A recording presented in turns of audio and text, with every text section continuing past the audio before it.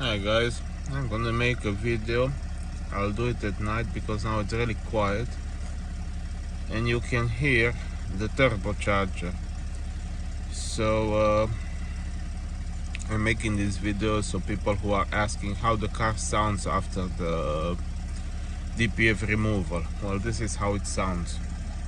Car was warmed up for like 3-4 minutes, so now I'm gonna drive all the way to London.